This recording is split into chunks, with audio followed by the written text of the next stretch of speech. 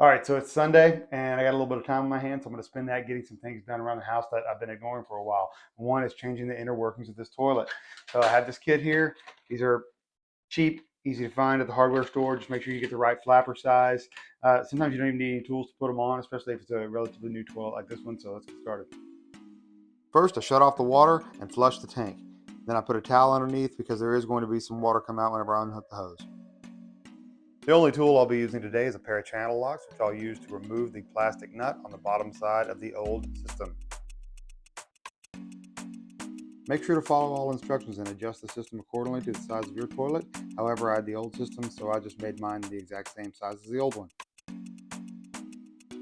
Now let's put in the new system and screw it on. Reattach the hose and then we will attach the flapper. This snaps right into place. You just want to make sure that the length is such that whenever you flush the toilet, the flapper comes all the way up, and then we will put our water fill line on. These are just compression fittings on a little barb, and they have a little clamp on them as well to hold them in place. And so once we get that going, we can turn the water back on and see how everything works. All right, looks like it's filling great. Let's see how it flushes. And now this overdue project is complete.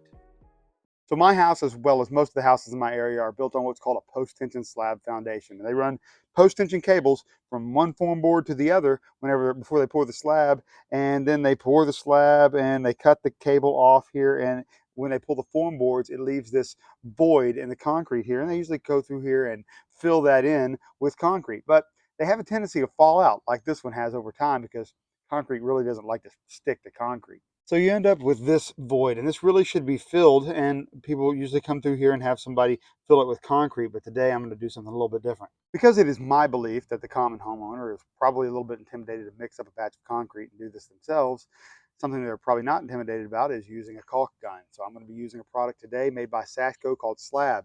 This is made to fill cracks and voids in concrete, and I'm going to use it for this purpose. I start by cleaning up the rusted post tension cable a little bit with a wire brush. Then I want to add a little bit of grease just to keep it from rusting.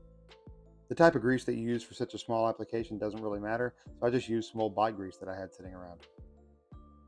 Now it's time to apply our sealant. Be generous with this.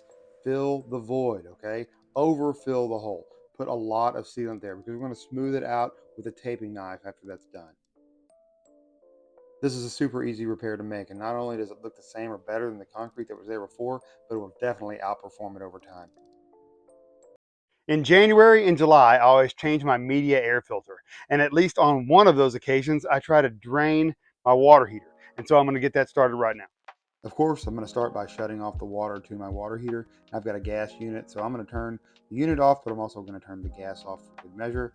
And then I've already run a hose up here to my attic, so I'll hook it up to the spigot. Then nice and tight. Then it takes a flathead screwdriver in my case here, so I open up the valve. And usually what I need to do in this case is I need to open up the temperature and pressure relief line in order for it to drain. So open that up, and there it goes. Outflows all the water from my tank along with any sediment that's trapped in there. And while that's working, might as well do what I came up here to do in the first place. By the looks of things, I might have let that filter go a little bit longer than I was supposed to. I probably ended up putting it in a little bit early, and then I'm definitely putting one in a little bit late.